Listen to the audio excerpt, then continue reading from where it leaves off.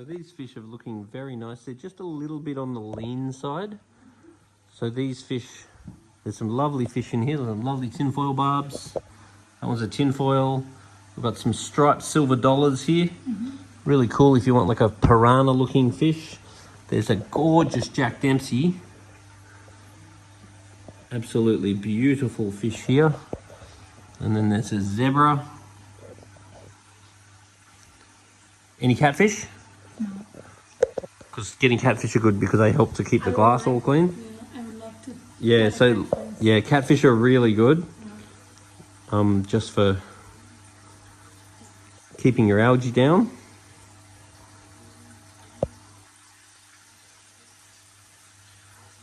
And you're feeding good food because I saw you're feeding. Yeah, that's about the best food you can get. So quality wise, that would be the best, and clean wise, that would be the best. Yeah, I'm just giving them like alternative days. Yeah, and for now, while I'm fattening the fish up, I'd want to mainly feed that one. Okay. And then if the fish were fat or if I was worried about the water quality, I'd want to feed mainly that one. Okay. But a mix of both is the best. But yeah, nice. And don't be afraid to get another couple of fish too. Yeah. Because fish like the tank nice and busy.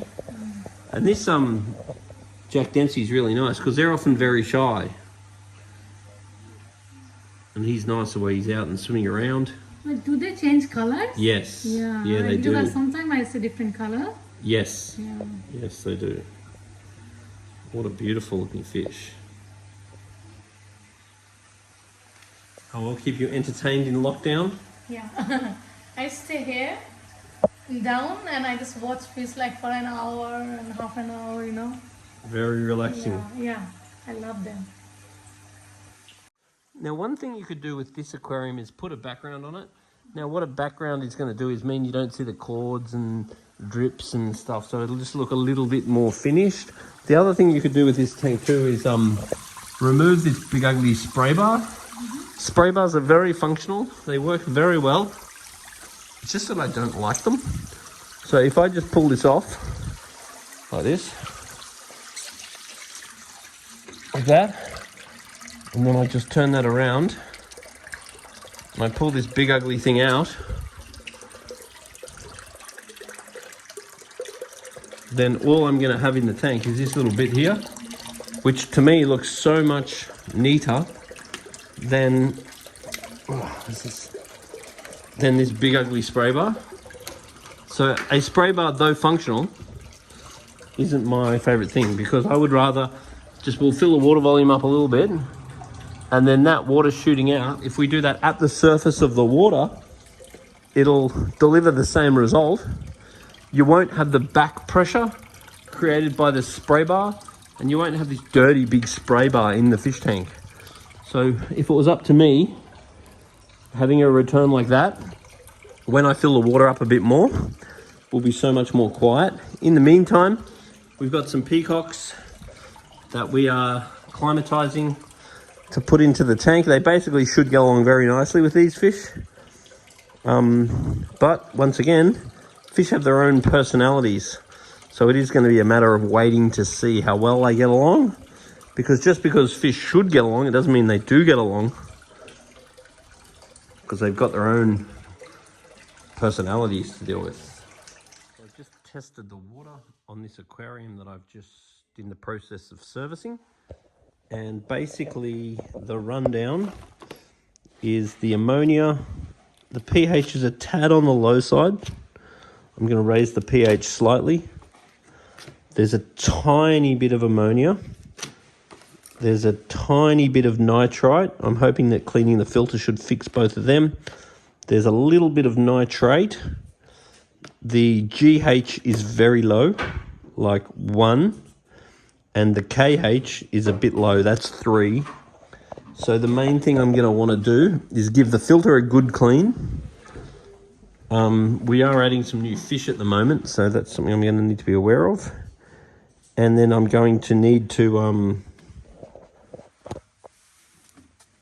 do a water change, but basically I'll need to add some of this because that's going to help get the KH up. And then I'll need to add some of this, and that will get the GH up. And then we've got some water ager.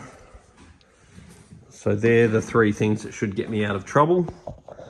And I'll do a gravel clean using the gravel cleaner and do a filter clean. And then we're going to start feeding a little bit more to this tank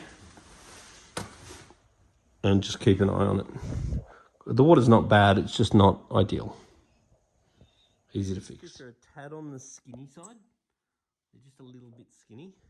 Now what is amazing is I'm doing a gravel clean at the moment, and the bucket, though I'm cleaning the gravel, the bucket's like completely clean. So if you were feeding only this food, then I sort of believe that the bucket's clean, but I want to feed a bit more of this one. So therefore, when I'm cleaning the gravel, there should be an amount of fish poo in the gravel, which means the bucket should not be completely clean. And if the bucket's completely clean and my fish are fat and I'm feeding only this food, I sort of believe it, because the probiotics is a very clean food where the good bacteria that's in the probiotics means that when the fish poo, the bacteria in the poo eats the poo, so the gravel is very clean. But this is ridiculously clean. This is very, very, very, very clean. So that's sort of indicating that there's not really enough food going into the tank.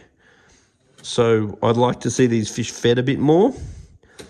And while the fish are skinny, I want them fed mainly that one, because I find it conditions the fish a bit better. If the fish are dirty or fat, I'd feed mainly that one. But this, very, very, very clean gravel, considering it hasn't been cleaned for like 6 weeks. Now when servicing aquarium, it's quite a good idea just to kill it at the power instead of going and turning off the individual ones, because it's much easier when you finish the service to just turn the whole lot back on than to go and turn on the individual ones where there's a higher chance of forgetting one. So I'm just servicing this aquarium at the moment, and it's very rare that we come across a tank that's too clean. But this tank is basically too clean because I'm cleaning this, taking water out, and it's very, very clean. And the fish are a little bit thin. So I'm going to recommend increasing the food so we fatten the fish up a little bit. And I'll be interested to see when I open this filter up. I wonder if we're gonna have a clean filter too. Having a too clean tank is a very rare problem. Normally people feed too much. It's very common that when I open up the cupboard, I often find like multiples of the same things. So it's good to be aware of what you've got in your cupboard, and every now and then we can do a little cupboard check of all your fish stuff. But this is a really common scenario. So what we've got here is some salt, which you could use for raising your GH. Then you've got another salt and another salt. So these are sort of all the same thing. So you're not gonna have to buy salt for a very, very long time. And when you do your water changes, we wanna add some of this to the water. And right now the GH is super low. So we've got 3 salts, but they're not in the fish tank. We need to make sure that we know the products we've got and then we're actually using them. So having it in the cupboard doesn't help us. Having 3 in the cupboard doesn't help us, but having it in the fish tank is really important. So this stuff here helps the GH. So if you want to increase the GH, we have products available for that. I've got to add some every water change and monitor the level. And then KH, hey, we've got 3 of them too. So KH is something over time will fall, and in this tank right now, the KH is pretty low, so we want to raise it. And luckily, we have 3 to choose from. So we have 1, 2, 3 of them, and they're all raising KH as well. And we also want to use water ager. We've got a couple of different water agers. So this is a really common situation. You go to the shop, they tell you what to buy and you buy it, and then you go to the shop, they tell you what to buy and you buy it, and you buy it 3 times, 3 different ones. So coming to the shop and having a photo of all the stuff in your cupboard is a really good idea, because then we can say, hey, look, you don't have to buy another one, you've already got one. And then we've got 3 different foods as well. So it's a shame there's not 3 different water ages, because then there'd be 3 of everything. But You've got super high quality food and then super not so high quality food. So if you've got some not so good food, you don't have to chuck it out, but you just got to feed very little of it. Just add it to the diet as a bit of a treat. Maybe the fish might enjoy eating it, a bit of like junk food, but make it very minimal. Make your high quality foods the key. And if you don't want to chuck it out, well, you don't have to chuck it out, but just make it just a little part of the diet. So I'm just in the process of cleaning this canister filter, giving it all the cleaning water from the fish tank, not water from the tap. Now there's the water that I've cleaned the media in. It really wasn't that bad. So considering how clean the gravel was, I did get some crap out of the filter, but all in all, the filter was pretty clean. So increasing the food is definitely going to be the advice. Now we found a second filter, an internal filter that could be put in the aquarium. Now on the basis that it's got a big filter that was relatively clean, it's really not very important that that extra filter goes in right now. But as more and more fish get added, and as the filter gets dirty due to more fish, it doesn't hurt to have that, and adding it in the future is certainly not going to be necessarily a bad idea. But while the current filter is more than enough, then you really don't need it. If it was helping with water flow, gas exchange, whatever, then adding it would be a great idea. But for now, I probably won't bother about putting it in, just because the other bases are covered for now. But having a spare filter is never a bad thing. So this aquarium is run off a canister filter. And a canister filter is really an ideal filter for this sort of situation, because you've only got to clean it about once a month. It's very quick and effective to clean. Whereas it used to run, or also has down in the cupboard, a internal filter. An internal filter has nowhere near the surface area or filter capacity of the large one. And if we got more and more fish, we may think about employing it. But if you're going for an option between the two, the canister is really the go for a tank of this size with this sort of fish. So there's also hang-on filters, under gravel filters, and a whole host of other options that you could choose. But canister is probably the way to go. So I've done a gravel clean now and changed some of the water. I found the gravel ridiculously clean, very, very clean. That means it needs to be fed a bit more. And I cleaned the filter, and the filter was actually very clean as well. And the filter was cleaned in tank water, not tap water, of course. And now what I'm doing is filling the tank up. Gonna add a little bit of water ager. Just add a little bit every few centimeters, because as the water's filling up, if we regularly add water ager, that's fine. In a perfect world, we probably add it to the bucket before we add it to the tank. This is fine. We've got 2 different water agers to choose from. I've already added some GH. So once the job's finished, I'm going to check the GH again to see where I got it to. It was previously 1, which is going to compromise the immune system of the fish, whereas I really want it to be 8 or 12 even. And then the KH was 3, so I've added some KH as well. So I'll check that before I leave, and hopefully that has bring the pH and KH up. That plus a bit more food, and then this tank should be sweet for another month. All looking good. Now with big, fast, flighty fish like tinfoil barbs and silver dollars, particularly as they get bigger, it's really important that you secure your heater, because as they get fast, they're going to whack that heater, and one day they're going to break the heater and they're going to electrocute themselves. That's not as fun as you'd think. One of my favorite fish, his name was Diamond Darrell, and he was a huge guami, and he broke his heater and he turned into soup, electrical soup. So that's not as fun as you'd think. So we're going to secure that and stick it to the wall, and then I'll be happy. You'll notice we've got the background on now, and we removed the spray bar the big ugly spray bar. Now we just have a little outlet, and it's working very well. It's agitating the water very well. It's not restricting the water flow, and it looks much nicer. So it all looks far less cluttered now.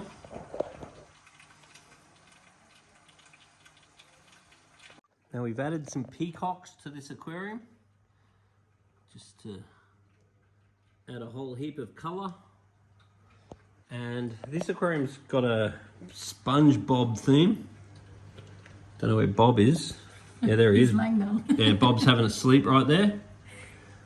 And these balls are called marine pure balls. And marine pure balls are very good for increasing the biological capacity of the tank. But you don't need to see them, so you can sort of hide them if you don't want to see them. But they're very functional, and you don't have to replace them. They don't really get old. You can just leave them there, and they do their job just like a compost heap. Yeah, the peacocks have certainly coloured the place up. Now in the back of the tank here we have a heater, and the heater will keep the temperature correct. In this case 25 degrees. But a heater is not a thermometer, so this is the thermometer. So we want to make sure that we have both a heater and a thermometer, and the heater sets the temperature and the thermometer is for checking the temperature, and make sure you have both. So I've just rechecked the GH and KH of this aquarium, and I'm happy with the levels now. So it's important whenever you are altering any of your levels to always do a little follow-up test to see how your additions have impacted the aquarium. I've got slight concerns about temperature, just because the temperature right now is a little bit on the low side, which after a water change is not that unusual. But the only concern is the tank doesn't actually have a thermometer. So the heater is definitely working, and it's set at 28 degrees. So the temperature should be sorted. Because I don't have a thermometer, I'm not 100% confident. What I would need to be looking out for though, considering we just did a water change, is white spot. Now white spot is the flicking and scratching you see and the little white dots that occasionally the fish get. It's like catching a cold. Now the other thing about white spot is it's really worth having some white spot medication on hand, because Murphy's Law says that if you've got the white spot medication ready, somehow you never need it. Whereas if you don't have it, you somehow need it when you just can't get it. So for a tank like this, having some white spot medication on hand at all times is something I highly recommend. And I haven't seen any in the cupboard, and all the other stuff, there's 3 of them. So maybe just getting one white spot cure would definitely be a good idea. So we've just done a water change on these fish, and because the water's a little bit on the cool side, just want to look out for white spot. Now, if you see white spot on these fish, you may see little white dots on them, but that's not usually the first thing you see. You normally see flicking and scratching. So white spot is often called itch, and it's because it looks like the fish is itchy, because the parasites irritate them and are a bit itchy. So if you do see flicking, scratching, itching, breathing heavily, then you want to medicate them as fast as you can, because white spot medications are very effective, but the key is get them in real quick. So that's why having some on hand is the key. Now, it really isn't showing up on the video, but this tank has had an absolute transformation in the last 20 minutes, basically just by putting the background on the tank. The background has sort of really darkened up the situation, hidden the cords and so forth so they're not as obvious on the back. The addition of these extra colourful fish tank looks really nice now. In the video, it looks a little bit cloudy, which it is a little bit cloudy, which when you do a water change and you disturb everything, the water going a little bit cloudy is really not unusual. But in real life, this really looks a lot clearer and nicer than it is appearing on this video. But it just goes to show that that background, even though you can't really see it that well, the darker offset is really showing the fish up. The fish looks so much better on the dark background. So the background was really worth installing. In real life, it's made quite a dramatic impact. Happy fish.